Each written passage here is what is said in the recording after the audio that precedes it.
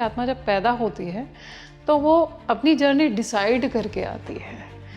क्या एस्ट्रोलॉजी कहती है इसके बारे में? जीवन और मृत्यु के बीच का जो भाग है यही जीवन है। ज्योतिष ऐसा नहीं करता। वो तो जन्मों जन्मों से चल रही है ना, एनर्जी की यात्रा है और वो आगे भी चलती रहेगी। आसानी से अपनी कुंडली को देख करके क्या क्या चीज़ें मुझे देखनी चाहिए जिससे मुझे ये पता चल जाए कि इनसे मेरी शादी होगी या नहीं होगी? में एक आता है नाड़ी दोष, और उसको उस गुण मिलान में सबसे ज़्यादा नंबर दिए गए हैं, 8 अंक दिए गए हैं। इसी से वो समझ में आता है कि ये सबसे महत्वपूर्ण है जिसके ऊपर हमारी दृष्टि जानी चाहिए। एनर्जी इन्वेस्टमेंट सही तरीका क्या है एक सोल के लिए, क्योंकि हम सोल जर्नी की बात कर रहे हैं? लग्न भाव जो है वो मैं का भाव है, आई है जो है आई मैं ही है। उसके बाद ज्योतिष कहता है थोड़ा निकलो ना, चलो द्वितीय भाव में चलते हैं। संयम का भाव है, थोड़े संयमित हो जाओ। अब मेरा जो पार्टनर है क्या वो पिछले जन्म में भी मुझसे कनेक्टेड था, ये कैसे देख सकते हैं वो? संचय है, संचित धन है, वही चल रहा, वही एक जो प्रॉपर दशा आपको मिली उसी कर्म में से एक कर्म का फल लेकर अभी आपके सामने आया। कई लोग बोलते हैं कुंडलिनी जागरण, क्या इसके संकेत भी हमारे चार्ट में दिखाई देते हैं? जैसे बहुत लोग है ना राहु को देखते ही डर जाते हैं। कुंडलिनी जागरण करने के लिए जाना है तो सबसे पहले राहु को देखना पड़ेगा कुंडली में। अच्छा मैम, क्या कुंडली ये भी बता सकती है कि कौन सा चक्र आपका जागृत है?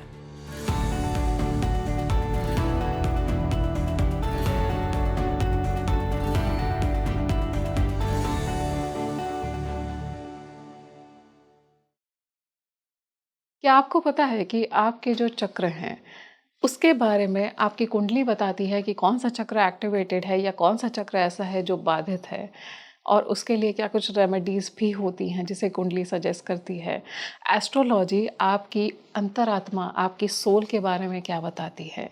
क्या आपका सोलमेट जो है वो आपको इसी लाइफ में मिलने वाला है? कहीं आपका पार्टनर ही तो आपका सोलमेट नहीं है? और अगर आपके जीवन में इतनी सारी सफरिंग्स आ रही हैं तो उसकी वजह क्या है? आज इन सभी बातों को हम जानने वाले हैं। नमस्कार, स्वागत है आप सभी का। आप देख रहे हैं स्पीकिंग ट्री। मैं हूं आपके साथ माधवी वत्स, और इसी बेहद खूबसूरत डिस्कशन के लिए आज हमारे साथ एक खास मेहमान जुड़े हुए हैं, बी कृष्णा मैम, जिन्होंने बहुत ही खूबसूरती से समझाया है कि आपकी कुंडली में और आपके जीवन में आज जो भी चैलेंजेस आ रहे हैं, जो कुछ भी हो रहा है, जिन ऋणानुबंधन से आप बंधे हुए हैं, उनसे रामचरितमानस कैसे जुड़ी हुई है, कैसे रामचरितमानस जो गोस्वामी जी ने लिखी थी वो आज आपकी लाइफ में रेलेवेंस दे रही है।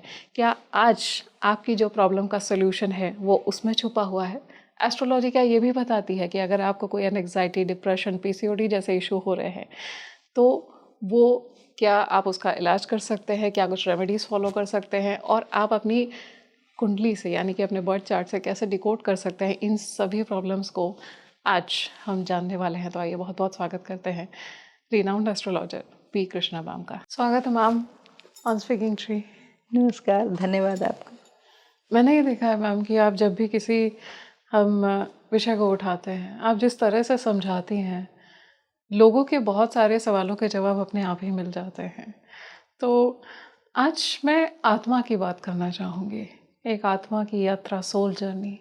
सोल जर्नी के बारे में कुंडली क्या कुछ बताती है? कहा जाता है कि आत्मा जब पैदा होती है तो वो अपनी जर्नी डिसाइड करके आती है। क्या एस्ट्रोलॉजी कहती है इसके बारे में? बहुत ही अच्छा शब्द आपने इस्तेमाल किया, सोल जर्नी। आत्मा की ही तो यात्रा है ना, ये परम आत्मा से का अंश है। आत्मा की यात्रा है और उसको लीन भी परम में ही होना है, उसको उसी अवस्था तक जाना है। तो ये सोल की ही जर्नी है, आत्मा की ही जर्नी है, और ज्योतिष इसको बहुत अच्छे से बताता है। लेकिन आपने कहा कि आत्मा डिसाइड करती है, वो सोल बिल्कुल भी डिसाइड नहीं करती। वो परम तत्व जो बैठा है ना, वो परम आत्मा का अंश, वो कौन सा अंश कब कहाँ जाना है वो उनके हाथ में है। वो आत्मा के हाथ में नहीं है कि हम अपने माता पिता को डिसाइड कर लें, या न माता पिता के हाथ में है कि कौन सी संतान आएगी।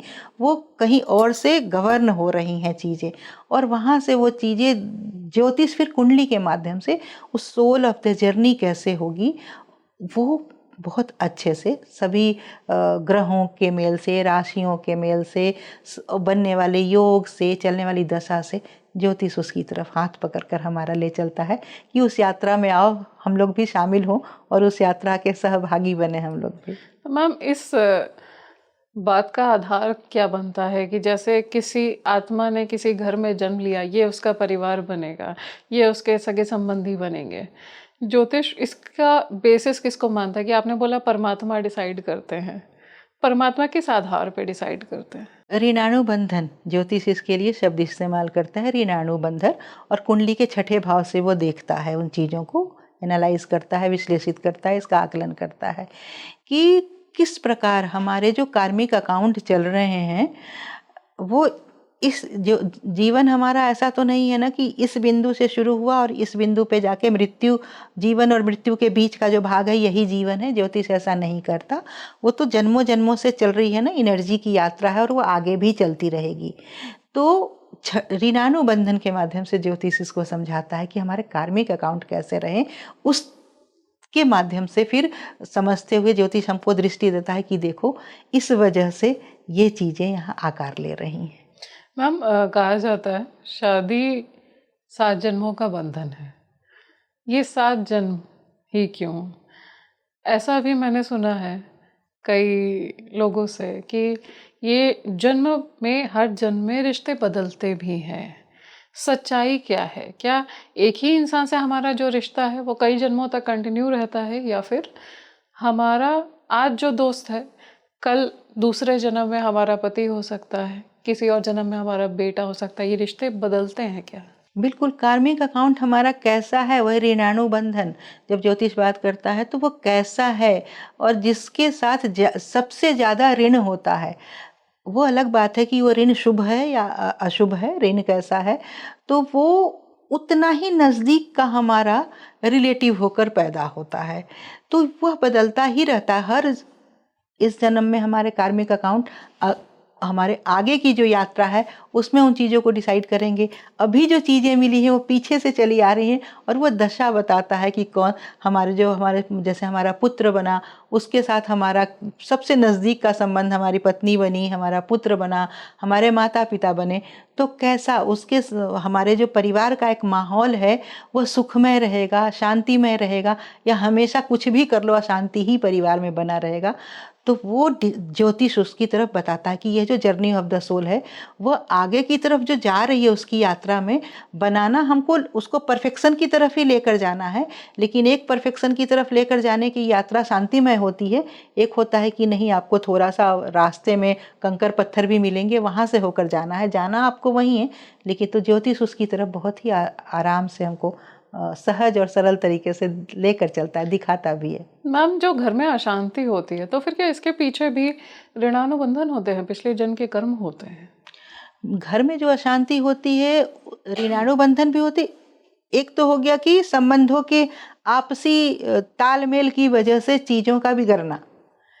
ज्योतिष उसके आगे फिर बात करता है तो अपने सराउंडिंग की भी बात करता है, वातावरण की वजह से भी घर अशांत होता है।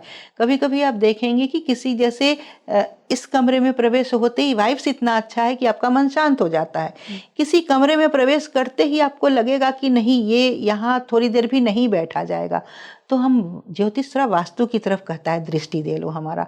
तो हमारे यहाँ भूमि पूज जैसे होता है, भूमि परीक्षण करते थे, भूमि पूजन करते थे। वो परीक्षण क्यों करते थे कि यह जो भूमि है क्या यह वास के जग के योग्य है, क्या यह व्यवसाय के योग्य है क्या। इसलिए मिट्टी का भी परीक्षण करते थे, काली मिट्टी है क्या, पीली मिट्टी है क्या, सफ़ेद कैसी मिट्टी, बहुत सारी चीज़ों को परीक्षण करके।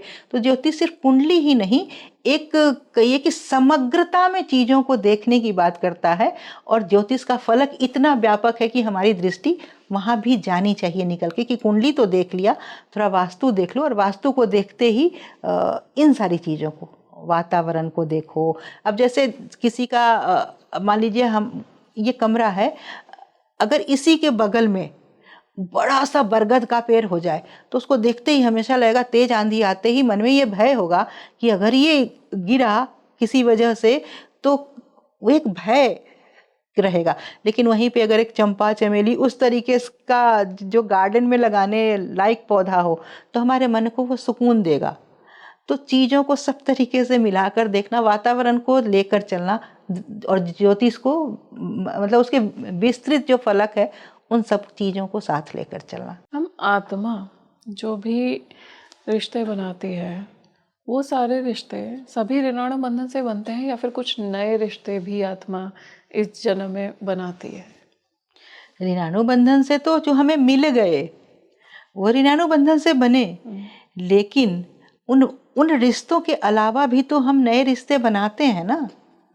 वो रिश्ते हम अभी तय कर रहे हैं कुछ चीज़ों को, ये हमारा फ्री विल है।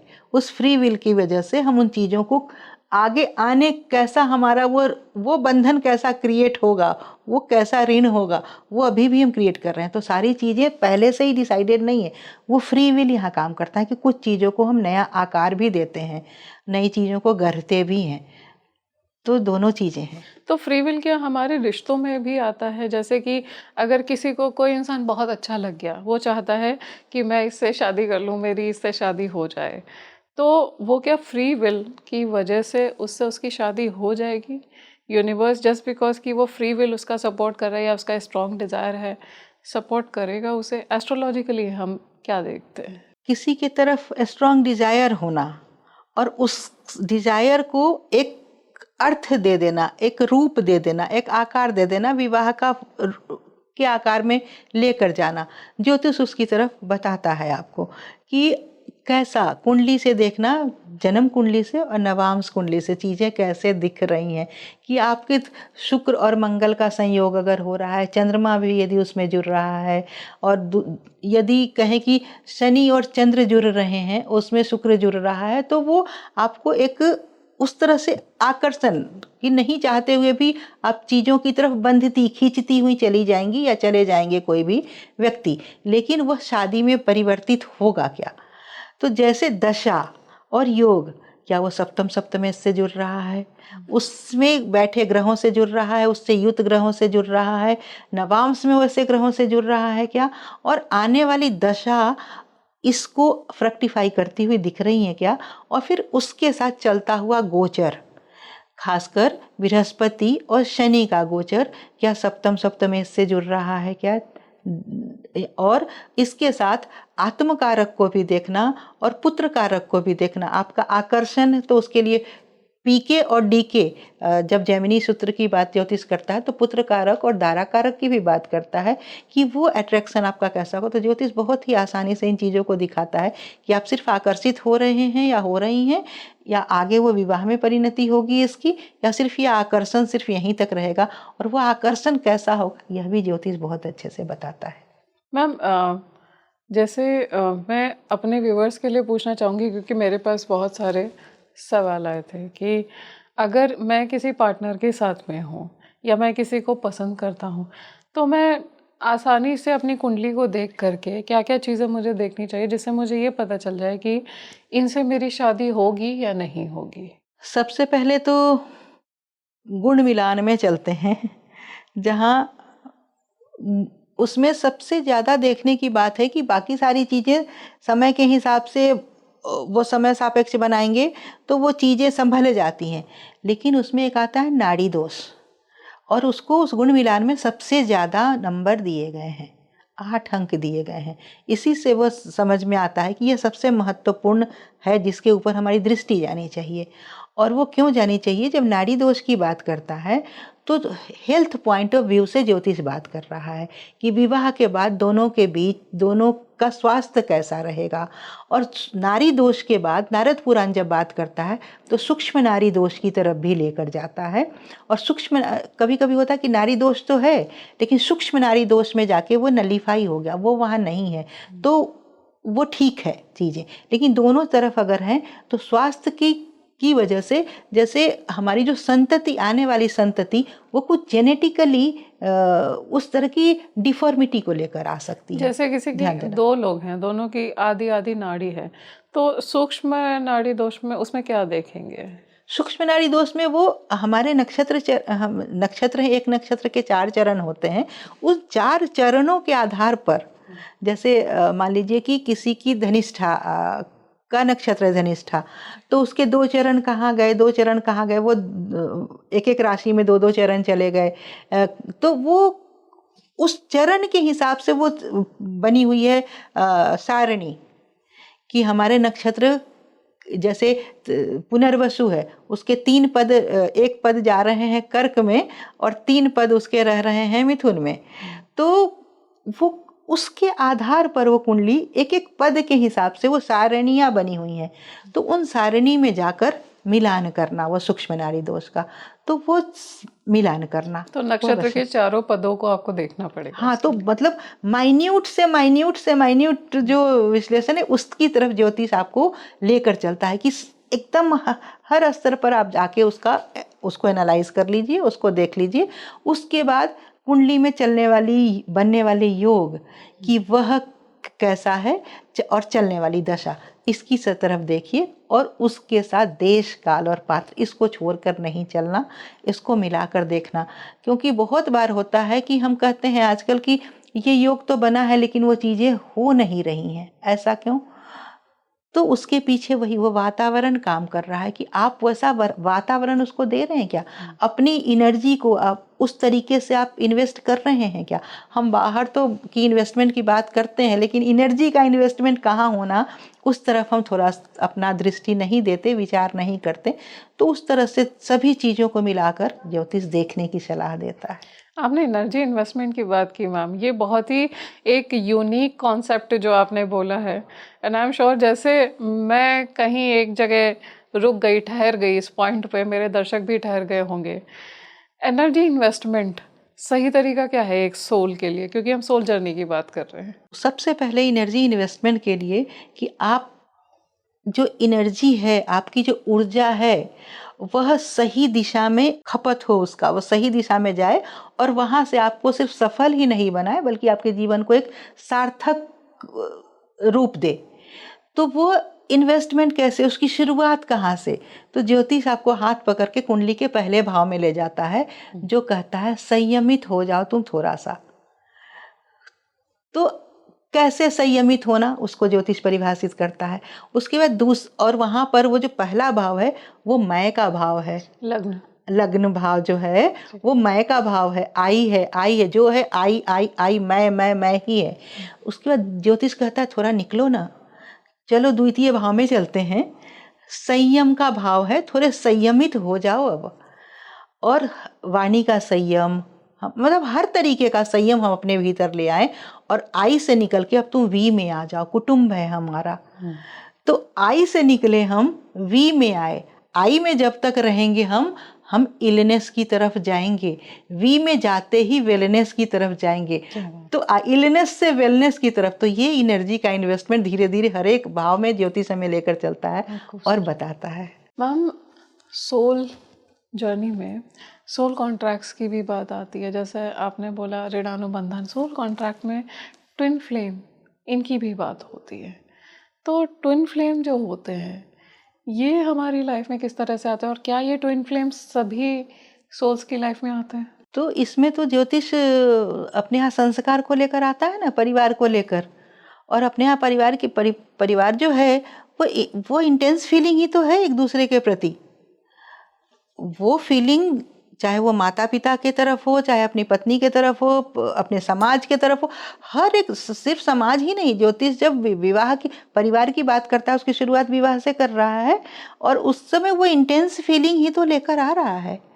तो इसमें सिर्फ कुंडली की ही नहीं, आपका स्वयं का वो जो सोल का जर्नी है, आप अपने आप को आध्यात्मिक रूप से कितना एलिवेट कर रहे हैं, और उसमें आपकी साधना, आपकी सुचिता, वो संयम और नियम, आपका वो सब कुछ, आपका इंद्रिय संयम, आपका मन का संयम, वो सब कुछ जब आप कर लेंगे तो वो फीलिंग अपने आप आएगा। उसके लिए कहीं से कुछ कोई लेकर नहीं देगा कि ये इसकी वजह से इंटेंस फीलिंग है। वो आपके स्वयं की सुचिता, स्वयं का एलिवेशन आपका वो, और एक दूसरे की समझ, वो अपने आप को ही आपको बताता नहीं है कि ये माता पिता है इसलिए आपको इनका रिस्पेक्ट करना चाहिए, वो स्वतः ही आता है। तो कुछ भाव स्वतः ही आपके भीतर वो चीज़ें, वो इंटेंस चीज़ें आपके भीतर हैं और वो हमेशा कुछ चीज़ों की वजह से वहाँ आवरण आ जाता है और चीज़ें गलत तरीके से दिखती हैं। लेकिन थोड़ा सा आप सोच के बैठ के, अगर कभी कभी होता है ना कि बहुत परिस्थितियाँ ऐसी बन जाती है कि हमको अपने भाई बहनों के साथ ही उस तरह की परिस्थितियाँ बन जाती हैं, तो लगता है कि बहुत अजीब सा। लेकिन आप थोड़ा बैठ के शांत मन से, शांत चित्त से विचार करेंगी तो लगेगा कि नहीं, हम लोग तो वो बॉन्डिंग तो वहाँ तो वही बॉन्डिंग है, वो मैम, इंटेंस जो फीलिंग। सोलमेट होते हैं, सोलमेट क्या पति पत्नी स्पाउस भी सोलमेट हो सकते हैं या फिर सोलमेट और भी कोई हो सकता है? सोलमेट तो कोई भी हो सकते हैं, आप जिसके साथ आत्मीय हो गए सब आप ही के सोलमेट है ना। तो उसके लिए पति पत्नी एक दूसरे के पूरक हैं, और वो समाज में उनको एक दायित्व मिला विशिष्ट वहन करने के लिए, एक निर्वहन करने के लिए उनको एक दायित्व मिला कि आप जो आश्रम है, चाहे वो गृहस्थ, आप गृहस्थ आश्रम में प्रवेश करके आप संन्यास आश्रम वाले को, आप ब्रह्मचर्य, उनकी देख रेख सब उनका जिम्मा उनके पास है वो करना। तो वो तो एक होकर चल रहे हैं, वो तो दो है ही नहीं। जो हम ज्योतिष का कॉन्सेप्ट है, और वो ऋग्वेद से और अथर्ववेद से आ रहा है कि आप तो एक ही होकर चल रहे हैं। और इसीलिए हमारे यहाँ अर्धनारीश्वर का कॉन्सेप्ट है कि शिव और शक्ति दोनों एक ही हैं। लोग कहते हैं ना कि शिव की पूजा करते हैं हम, अभी सावन माह भी चल रहा है, शिव की पूजा का माह भी चल रहा है। तो शिव की पूजा, वो अर्धनारीश्वर, वो आधे शिव है आधे उमा है। तो आप कर रहे हैं शिव की पूजा करके, लेकिन साथ में उमा भी हैं। अद्भुत। तो ये सोलमेट तो अपने यहाँ का तो कॉन्सेप्ट ही सच में अद्भुत है। हमारा जो पार्टनर है वो हमारी पिछली लाइफ से कनेक्टेड है या नहीं, ये कुंडली कैसे बताती है? अभी हम लोग वही ऋणानुबंधन की बात कर रहे थे ना, वो कैसा, वो अगर वो किस तरीके का कनेक्शन कैसा है, कनेक्टेड तो ऋणानुबंधन वो बता दिया हमारे, वो छठे भाव से उसका कनेक्शन बन रहा है D1 का, और D9 का छठा भाव देख के हम समझ में आ रहा है। और सप्तमेश हमारा कैसा है, वह शुभ संबंध में है या अशुभ संबंध में। तो हमारा वो जो संबंध है वह अच्छा चलने वाला है या अशांत रहने वाला है, इसको तो ज्योतिष बहुत अच्छे से बताता ही है D1 और D9 के माध्यम से। और जब आप D60 की बात करते हैं तो अगर अप टू सेकेंड हमारा बर्थ टाइम करेक्ट है तो D60 से अवश्य ही उसको क्रॉस चेक करना चाहिए। नहीं तो अगर बर्थ टाइम करेक्ट नहीं है तो आप D60 में ना जाएं, फिर आप गलत आकलन करेंगे और फिर भ्रम और भटकाव में जाने की संभावना बढ़ जाएगी। तो D1 में कैसे देख सकते हैं मैम, जो दर्शक है वो अगर देखना चाहें इस चीज़ को कि मेरा जो पार्टनर है क्या वो पिछले जन्म में भी मुझसे कनेक्टेड था, ये कैसे देख सकते हैं वो नहीं देख सकते कुंडली से कि पिछले जन्म में भी हमसे कनेक्ट। ये तो आपका प्रारब्ध, संचित कर्म ही, जो आपका संचय है, संचित धन है, वही वही चल रहा, वही एक जो प्रॉपर दशा आपको मिली, उसी कर्म में से एक कर्म का फल लेकर अभी आपके सामने आया। और उस फल को जो दशा लेकर आया, उसमें आपके साथ जितने व्यक्ति अटैच्ड थे, वहाँ पर आपसे जुड़े थे, वह किसी न किसी रूप में आपके साथ यहाँ भी जुड़े हैं। यह सिद्धांत है। इसके लिए कहीं आप ढूंढेंगे कि इसको इस सूत्र फॉर्मूला में फिट करने से वो पता होगा, वो नहीं पता होगा। यहाँ सिर्फ ज्योतिष ये बताता है कि वो जो संबंध आपके पास आया, वह संबंध आपके लिए सुकून लेकर आया, आपको सफलता देने वाला आया, आपके जीवन को एक मायने देने वाला आया, या आपको पतन की तरफ लेकर जाने वाला आया, आपको बीमार बनाने वाला आया, आपको मानसिक रुग्णता देने वाला आया, वह कैसा आया, ज्योतिष इसकी तरफ बताता है। मैम, जब आत्मा की बात करते हैं तो ऐसा हम अक्सर देखते हैं कि एक इंसान है जो शायद रोड पर पैदा हो रहा है, रिक्शा चला रहा है या बहुत सारे कष्ट झेल रहा है, वहीं एक दूसरा इंसान है जो अंबानी जैसे किसी रईस के घर में पैदा हुआ, उसको सब कुछ बचपन से मिल रहा है। आत्मा के इस तरह के जो सराउंडिंग्स होती हैं उसकी वजह क्या है? ज्योतिष क्या वजह बताता है इसके पीछे? वही है ना, ऋणानुबंधन ही है कि हमारा पीछे, हमारा कार्मिक अकाउंट पहले कैसा, हम कैसे परिवेश में जाएंगे, वह वहाँ से गवर्न हो रहा है। लेकिन उस परिवेश में जाकर बहुत बार ऐसा होता है कि हम बहुत रिच फैमिली में पैदा होकर भी हम कुछ शारीरिक रुग्णता वैसे लेकर आ गए कि ठीक है, वो पारिवारिक एक चल रही हैं चीज़ें, समृद्धि चल रही हैं, लेकिन हम उस समृद्धि को सिर्फ उसको भोग रहे हैं, हम उसको बढ़ा नहीं रहे हैं। और कई बार आप ऐसा देखेंगे कि ऐसे चलने वाला बहुत ही गरीब रिक्शा चालक या फिर बहुत ही कम आर्थिक तंगी को झेल रहा व्यक्ति भी है, वह अपने प्रयास से अचानक से वो रंक से राजा की तरफ जाता है ना।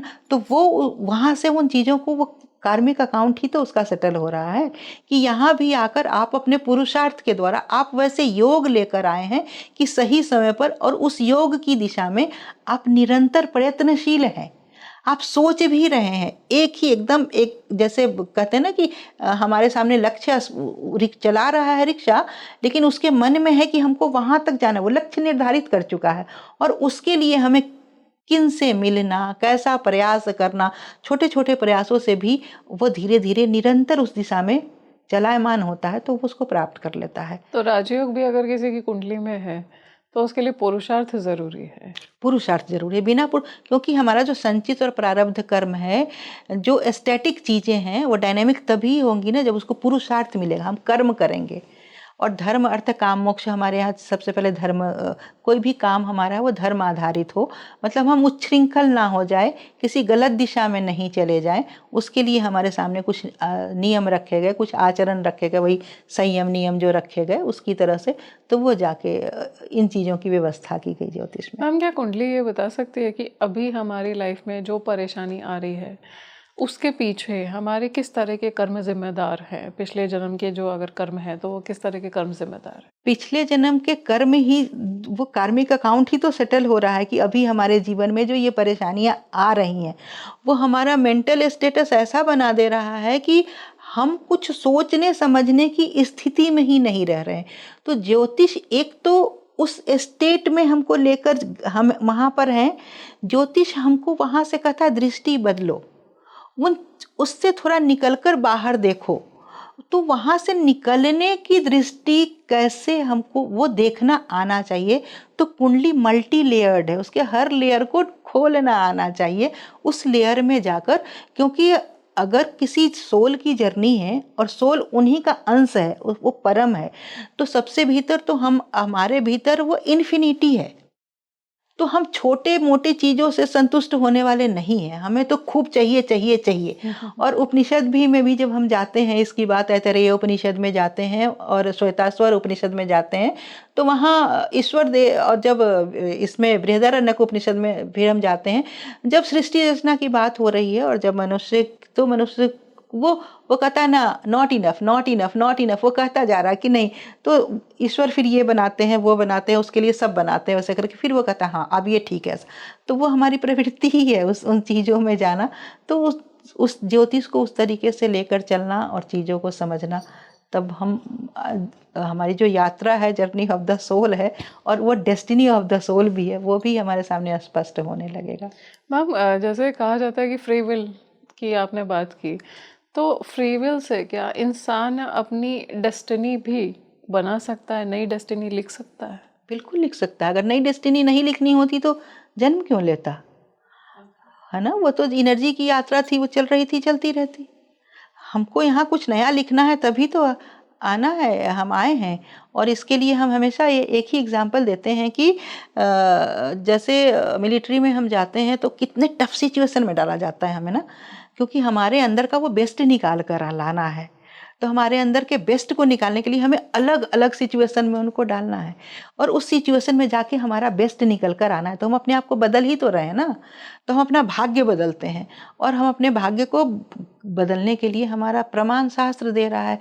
भाभी मेट सके त्रिपुरारी, जो तब करही कुमारी तुम्हारी, रामचरितमानस कहता है कि भाभी हमारा प्रारब्ध, हमारी नियति, उसको मेट सकना। और भगवत गीता में श्री कृष्ण अर्जुन को कहते हैं यथेच्छसी तथा कुरु, जैसी तुम्हारी मर्जी अर्जुन वैसा करो। और अगर नहीं करना होता तो भगवान क्यों कह रहे हैं जैसी तुम्हारी मर्जी, ये फ्री विल ही तो है। पहले कृष्ण सलाह दे रहे हैं अर्जुन को कि उसके पहले तुम्हारे मन में कोई भी संशय, कोई भी दुविधा नहीं रहना चाहिए। संशय और दुविधा के साथ चलोगे तो नहीं अटेन करो, क्योंकि संशय और दुविधा रहेगा तो धीरे धीरे वो, फिर भगवत गीता ही कहता है, फिर वो बुद्धि नाश की तरफ ले जाएगा, और बुद्धि नाश तुम्हारा विनाश की तरफ ले जाएगा। वो मृत्यु है, और उसको प्रमाद, फिर मृत्यु की तरफ, और उसको भी एक मृत्यु ही कहा गया है। मैम कुंडली में क्या साधना के बारे में भी पता होता है? जैसे कई लोग बोलते हैं कुंडलिनी जागरण, क्या इसके संकेत भी हमारे चार्ट में दिखाई देते हैं? बिल्कुल दिखाई देता है। जैसे बहुत लोग है ना राहु को देखते ही डर जाते हैं। हाँ। कुंडलिनी जागरण जागरण करने के लिए जाना है तो सबसे पहले राहु को देखना पड़ेगा कुंडली में, अच्छा। क्योंकि अमृत मंथन के समय राहु वेश बदल कर बैठा था, लेकिन अमृत पीने बैठा था। तो अमृत पिपासु है, वो अमृत पीने की इच्छा उसके अंदर है। तो राहु को देखना है कुंडलिनी जागरण के लिए। या फिर कुंडली में जब हम ग्रहों को देखते हैं तो वह कौन से दृष्टिकोण में है, सर्प दृष्टिकोण में है क्या, पाश दृष्टिकोण में है क्या, विषनवांश में है क्या, इन सब चीज़ों को देखने से वो हमें पता हो जाता है कि इस व्यक्ति के जीवन में कुंडलिनी जागरण का वो क्षण आएगा या नहीं आएगा। आएगा तो कब आएगा, कितने समय के लिए आएगा, क्या ये एक अच्छा साधक बनेगा या अपनी साधना को ये बीच में छोड़ के बाहर आ ये जाएगा। भी बता देते हैं हाँ, कि बीच में छोड़ सकता है। बिल्कुल बिल्कुल, क्योंकि हमारे ज्योतिष जब बात करता है तो फिर चक्रों की बात करता है। मूलाधार से लेकर स्वाधिष्ठान चक्र तक की बात करता है, और हर एक चक्र के लिए वो एक ग्रह निर्धारित करता है। तो उन ग्रहों की स्थिति को देखते ही समझ में आ जाता है कि इसकी शुरुआत कहाँ से होगी। मूलाधार से होगी तो क्या वो अनहत पर जाके रुक जाएगा? अच्छा, इतना गुड़। हाँ, तो उस लेयर को हमें डिकोड करना आना चाहिए। हम क्या करते हैं ना कि हम ज्योतिष में सिर्फ वही कि हमारी शादी कब होगी, हमारे बच्चे कब होंगे, प्रोफेशनल ग्रोथ कब होगा, कुछ 150 प्रश्नों पर रुक जाते हैं, उसके अगले लेयर में जाते ही नहीं हैं। जबकि ज्योतिष का मुख्य उद्देश्य हमारा वहाँ से लेकर आगे तक लेकर जाना और हमको एक स्वस्थ, सफल और समृद्ध व्यक्तित्व का निर्माण करना। ज्योतिष का मतलब जो सबसे पहला उद्देश्य है वह एक ये है। क्योंकि हम बात करते हैं ना विश्व गुरु होने की, विश्व गुरु कब होंगे? प्रत्येक व्यक्ति, ये ज्योतिष कहता है ना, आप हम ब्रह्म अहम ब्रह्मस्मि और शृण्वन्तु विश्वे अमृतस्य पुत्र, हम उसी अमृत के पुत्र हैं। तो वो हम हैं। प्रत्येक व्यक्ति यदि वैसा हो जाए तो एक विश्व गुरु बनने के लिए कहीं अलग से कुछ ऐसा नहीं है ना कि देश एक मूर्ति रखी है जिसको छेनी हथौड़ी से काट के बना देंगे। प्रत्येक व्यक्ति का प्रयास है ना वो स्वयं का। तो प्रत्येक व्यक्ति अमृतस्य पुत्र हो जाएगा, ब्रह्म, हम स्वयं ही ब्रह्म स्वरूप है, ये इसका उसको ज्ञान हो जाएगा। तो देश को कौन रोक सकता है? और वो हमारे जीन में है, और वो हमारे आबो हवा में ये अध्यात्म है। ऐसा विश्व में कोई भी देश नहीं है जहाँ यह आध्यात्मिक शक्ति है, और हम उससे दूर जा रहे हैं अभी।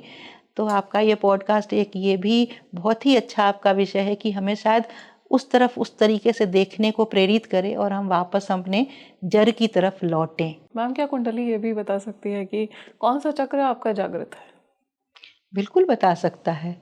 जैसे कि स्वाधिष्ठान चक्र की अगर हम बात करें तो उसको चंद्रमा से जोड़ा गया है। किसी की भी अगर वो बच्ची है, स्त्री है, पीसीओएस की समस्या है, पीसीओडी की समस्या, इरेगुलर मंथली साइकिल उनका है, या फिर बहुमूत्रता की शिकायत है, तो फ्रीक्वेंट यूरिनेशन, हाँ, तो वो उनकी कुंडली का स्वाधिष्ठान चक्र विग्रह हुआ है। अच्छा। हाँ, वो उसका पता मून को देखते ही उनको उसकी स्थिति हो जाएगी। तो इसी तरह हर एक ग्रहों की स्थिति को देखते ही कौन सा चक्र बाधित है लेकिन वहां तक उसको हमको डिकोड करना आना चाहिए। ज्योतिष के उन सिद्धांतों को समझना चाहिए कि उस रास्ते पर हमको चलना तो कैसे चलना। ये मैम मैं आपसे जानना चाहूँगी क्योंकि आपने अभी बोला कि कौन से चक्र के लिए कौन से ग्रह को देखा जाता है। जैसे आपने मूलाधार के लिए बोला कि चंद्रमा को देखा जाता है, उसके ऊपर स्वाधिष्ठान के लिए हाँ, चंद्रमा को देखते हाँ, हैं। मूलाधार के लिए कौन सा? मूलाधार के लिए शनि को देखते हैं हम, हाँ, और अनहत को देखना है तो हम सन को देखते हैं, और क्राउन चक्र को देखना है तो हमें बृहस्पति के पास जाते हैं। तो इस तरीके से ग्रहों को दिए गए हैं एक एक चक्र को डिकोड करना। अगर किसी की शनि की 7.5 या ढैया चल रही है तो क्या उसका मूलाधार चक्र भी डिस्टर्ब होता है उसमें? नहीं नहीं नहीं, वो चक्र डिस्टर्ब नहीं, वो 7.5 और ढैया चल रही है, वो बिल्कुल ही फिर अलग फ्रेम में हम जा रहे हैं। वो तो शनि की स्थिति कैसी है उससे हमारा चक्र का बाधित होना या चक्र का मतलब अच्छे गति से उसका संचार होना वो दिखा रहा है। शनि की 7.5 तो वो अलग ही चीज़ है कि वो हमारे जीवन को कैसे प्रभावित कर रहा है। और इसको समझने के लिए फिर ज्योतिष हमको रामचरितमानस में लेकर जाता है। अच्छा। शनि को समझने के लिए और साढ़े साती को समझने के लिए मंथरा के पास लेकर जाता है, क्योंकि साढ़े साती चंद्रमा और शनि के मिलने से बनता है ना, या ढैया भी शनि और चंद्रमा के मिलने से बन रहा है। और साढ़े साती में वो 2.5 साल 7.5 साल चल रहा है वो। तो मंथरा, इसी में चंद्रमा भी है और शनि भी है।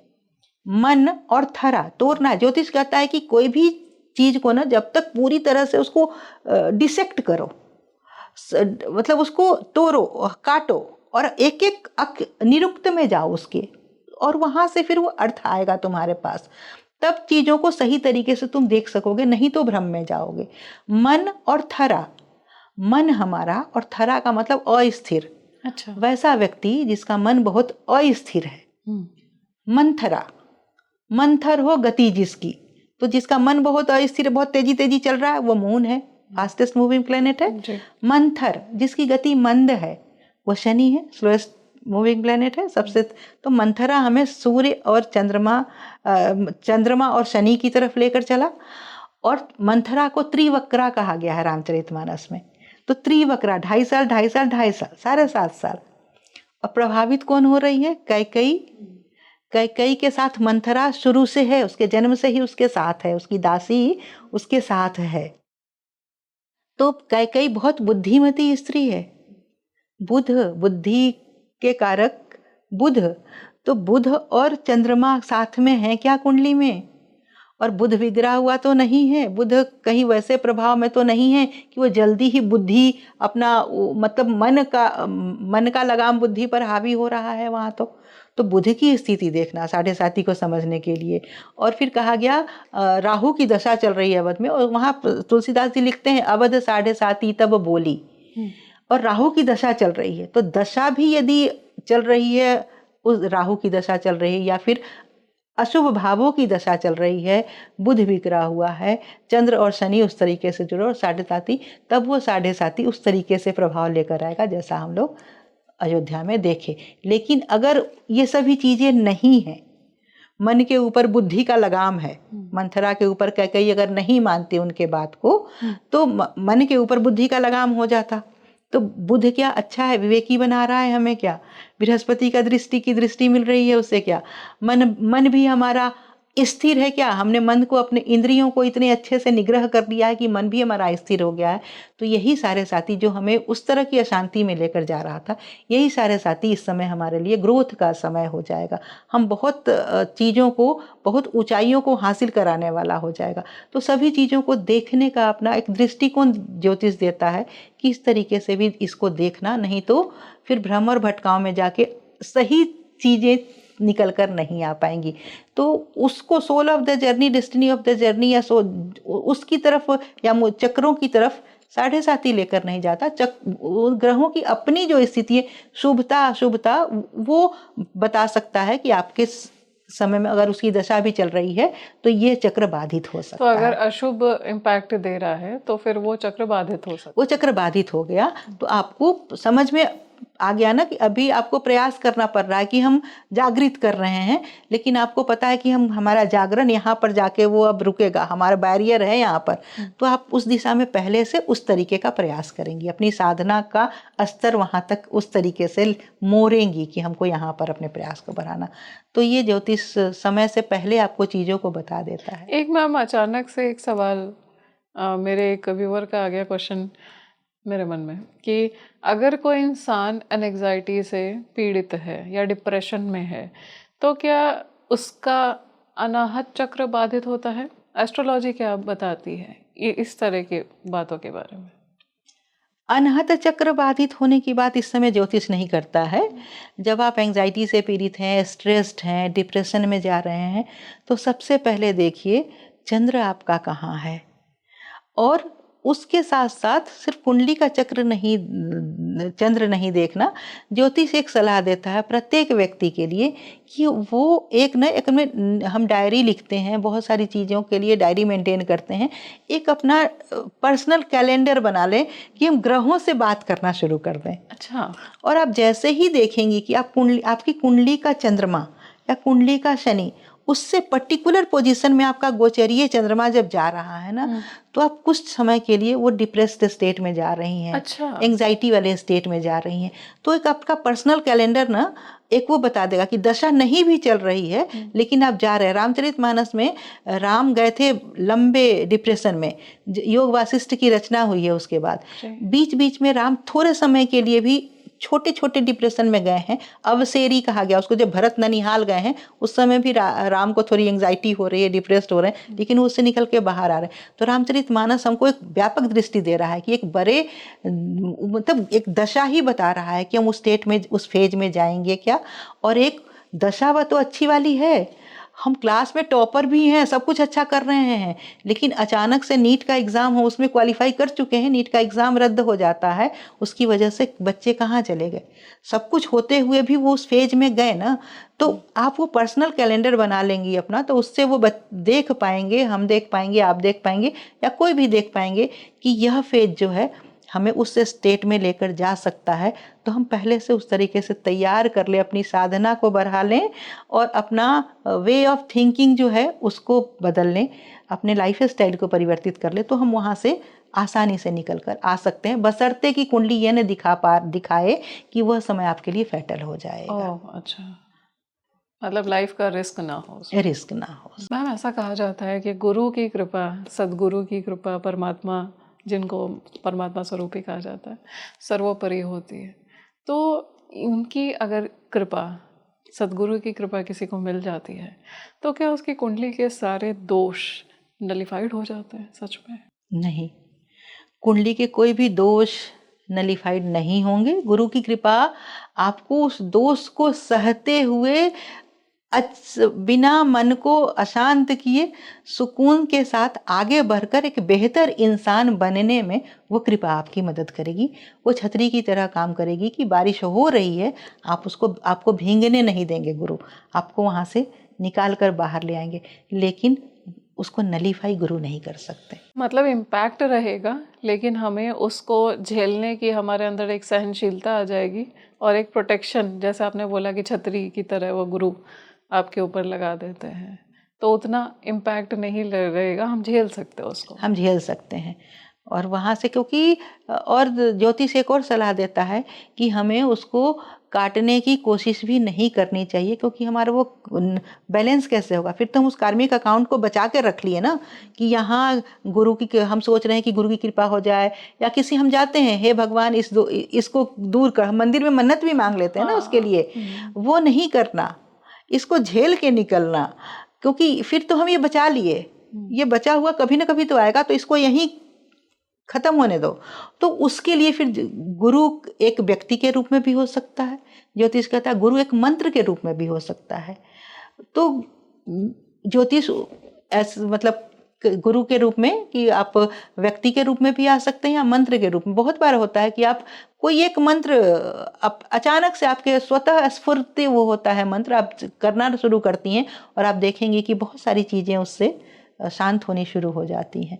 मतलब गुरु आपके शब्द स्वरूप में भी मंत्र अगर आप जाप करेंगे तो उसमें भी आपकी हेल्प कर सकते हैं। जब साधना करते हैं मैम, तो ये जो साधना होती है, क्या साधना से भी ये कर्म कटते हैं या क्या कुछ होता है? एस्ट्रोलॉजी साधना को कैसे देखती है कि वो हमारी करंट डेस्टिनी, हमारे प्रारब्ध को किस तरह से इम्पैक्ट करती है? कर्म हमारे कटते नहीं हैं, साधना हमें हमारे अंदर वो सामर्थ्य देता है कि हम सभी चीज़ों को सहते हुए, वो चीज़ें जो आई हैं, चाहे वो बरसात की तरह आई हैं या फिर बाढ़ की तरह, बरसात के वो बाढ़ लेकर आई हैं और वो बाढ़ वो पूरा वो विप्लवकारी होकर आई हैं, वहाँ से हम उस प्रलयकारी बाढ़ से निकलकर आने का सामर्थ्य देती हैं।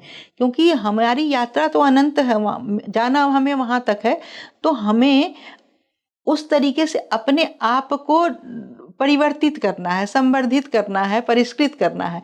तो ज्योतिष इस तरीके से हमें वो लेकर चलती है। ये नहीं कि आपके वो कर्म फल को काट देगी, वो काट कोई नहीं सकता कर्म फल को। आप स्वयं ही उन चीज़ों के, हम निर्माता है ना उन चीज़ों के, तो काटेंगे तो हम स्वयं ही, कोई दूसरा कैसे मेरे बिहाफ में काट देगा। बीमार हम होंगे तो दवा तो हम ही खाते हैं ना, गोली तो हमें ही खानी होती है। तो जिस चीज़ को हम बना के लाए हैं, हम निर्मात्री हैं जिस चीज़ के, उसको उसके संहारक भी तो हम ही होंगे, कोई और कैसे कर देगा? नहीं, नहीं कर सकता।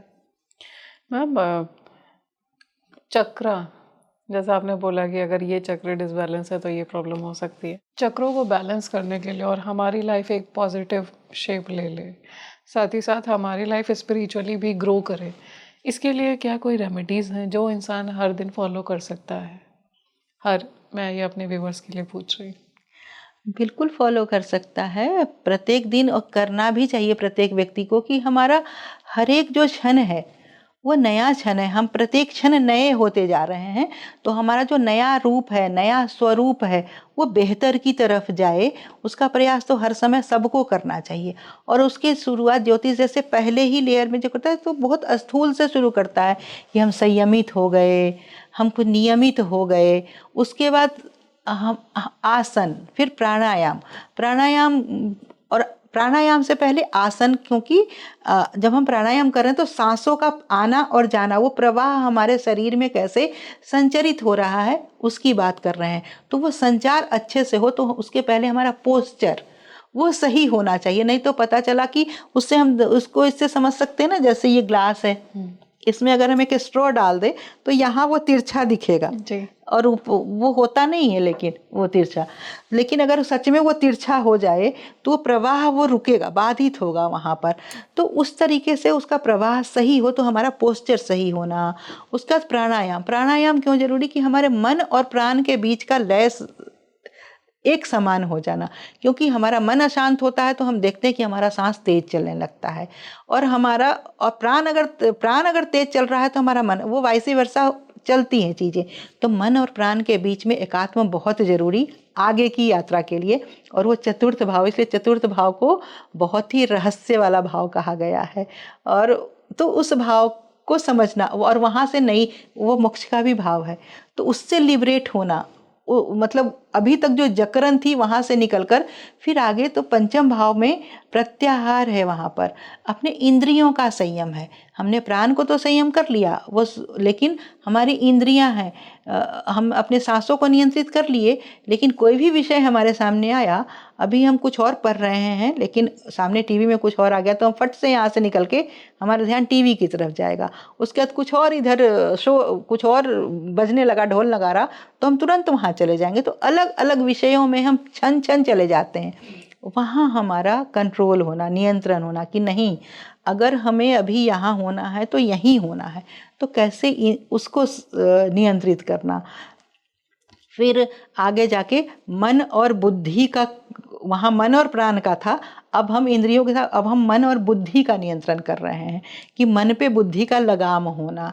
और फिर कठोपनिषद में इसको समझाया गया कि किस प्रकार, और भगवत गीता में भी द्वितीय अध्याय में ही समझाया गया है इसको, कि सब मतलब शुरू होते ही समझाएगा, मतलब कितना महत्वपूर्ण है। इस पर ज्योतिष हमारी दृष्टि दे रहा है कि हमारे एक व्यक्तित्व के विकास के लिए कितना सही।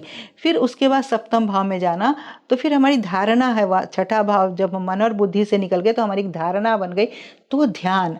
फिर निरंतर उसी दिशा में ऊर्जा का प्रवाह होना, और वह प्रवाह कब होना? समाधि, जब हमारी बुद्धि सम हो जाएगी। हम कहते हैं ना पंडित, जब बुद्धि पांडा बुद्धि हो जाती है, वो सम भाव में चले जाना। और आयुर्वेद, फिर ज्योतिष, आयुर्वेद और ज्योतिष एक दूसरे से अभिन्न है। वो तो बाद में हम धीरे धीरे सबको अलग अलग लेकर भी खंड खंड में चीज़ों को लेकर चलने लगे ना। अपने यहाँ ऐसी व्यवस्था नहीं थी, सभी चीज़ें एक साथ ही चल रही थी। तो वहाँ पर जब बात करता है ज्योतिष, तो मन से ईश्वर होने तक की बात करता है, वहाँ सम बुद्धि को लेकर जाए। और ईश्वर होने का मतलब ये नहीं कि भगवान का मतलब नहीं, सम बुद्धि का हो जाना। हम कैसा भी प्रचंड जीत हो या फिर किसी भी प्रकार की बाधा हो, हम दोनों में हम समान तरीके से हम रह पा रहे हैं, वो हमारी संबुद्धि, तो हमारा ईश्वर हो जाना। तो हमारी कलाओं की वो वृद्धि होना। इसीलिए सूर्य और चंद्र का साथ लेकर चलना, कि 12 कलाएं सूर्य के पास है, 16 कलाएं चंद्र के पास है। मनुष्य के पास 3 से 4 कलाएं हैं, वहाँ से लेकर 3 से 4 कलाओं से हमें 16 कला तक जाना है। तो निरंतर उसका विकास करना, कुंडली के माध्यम से हम देख सकते हैं और हमेशा उसको बढ़ा सकते हैं। अद्भुत मैम। हमारे सभी व्यूवर्स अपनी अपनी आध्यात्मिक यात्रा में है, स्पिरिचुअल जर्नी में है, उसमें वो ग्रो कर रहे हैं, आगे बढ़ रहे हैं। क्या इसके कुछ लक्षण कुंडली में दिखते हैं कि इंसान की आध्यात्मिक यात्रा अब बढ़ रही है, चरम पे जा रही है? बिल्कुल कुंडली में दिखती हैं और दो तरीके से दिखती हैं।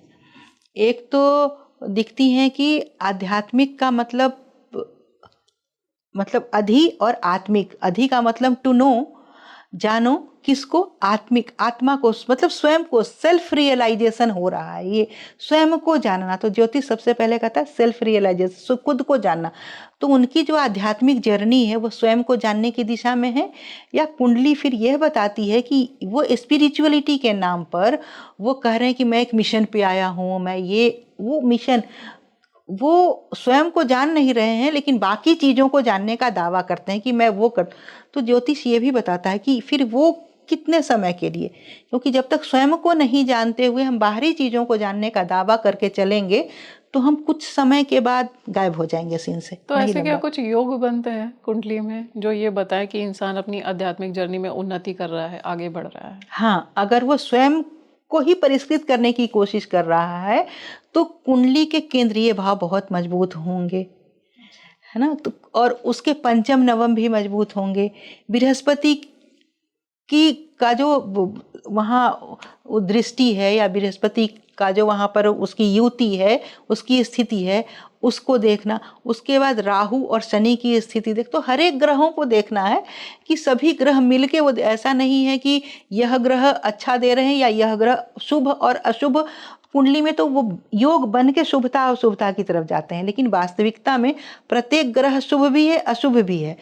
डिपेंड करता है कि कुंडली में वो कहाँ कहाँ बैठे हैं। उसके साथ फिर कुंडली के देखना कि वो सर्पदृष्ट कोण में है क्या, पाशदृष्ट कोण में है, विषनवांश में है क्या, इस तरीके से चीज़ों को देखना। तो वो पता चला कि यह व्यक्ति जो है वह स्वाध्याय, सच में स्वाध्याय कर रहा है, स्वयं को जान रहा है, या फिर वह सिर्फ दावा कर रहा है कि मैंने स्वयं को जान लिया है, अब मैं एक मिशन पे निकला हूँ। तो वो कुंडली बहुत अच्छे से बता देता है। Thank you so much ma'am, आपने इतना समय निकाला, इतना कुछ बताया हमारे दर्शकों को। एंड आई एम श्योर जैसे मेरे बहुत सारे सवालों के जवाब आपने दिए हैं और कई सारे ऐसे मेरे सवाल अंतर्मन में थे जिनके जवाब खुद मिल गए, तो मेरी ऑडियंस को भी वैसे ही बहुत सारे सवालों के जवाब मिले होंगे। धन्यवाद। धन्यवाद। आप मुझे कमेंट सेक्शन में ये ज़रूर बताइए कि क्या आपको पता था कि आपके चक्रों के बारे में आपकी कुंडली क्या बता सकती है। अगर ऐसा कोई सवाल है आपका जो आप चाहते हैं हम भी कृष्णा मैम से आने वाले एपिसोड्स में लें, पॉडकास्ट में लें, तो उसे भी ज़रूर शेयर करिए। ऐसा कोई टॉपिक है जिसके बारे में आप जानना चाहते हैं, उसकी एस्ट्रोलॉजिकल एनालिसिस चाहते हैं, तो उसे भी हमसे शेयर करिए। आप विश्व के किस कोने से हमसे जुड़ रहे हैं ये भी ज़रूर बताइए। इस वीडियो को लाइक करिए, शेयर करिए, उस इंसान के साथ में से शेयर करिए जो ये जानना चाहता है कि एस्ट्रोलॉजी और स्पिरिचुअलिटी आपकी सोल से किस तरह से कनेक्टेड है। आज के लिए मुझे दीजिए इजाज़त। नमस्कार।